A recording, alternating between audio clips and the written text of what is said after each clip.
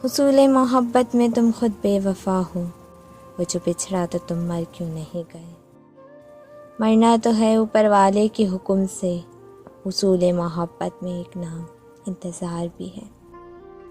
इंतज़ार तो उनका किया जाता है जिन्हें वापस आना हो, जो खुद गर्ज हो उनके लिए मरा नहीं करते।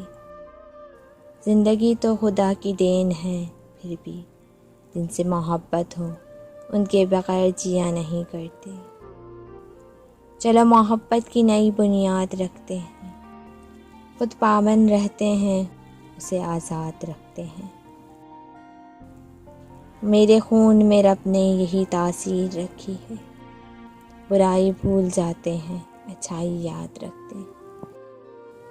मोहब्बत में कहीं हमसे गुस्ताखी न हो जाए, हम अपना हर कदम उसके कदम के बाद रखते हैं, कदम के बाद।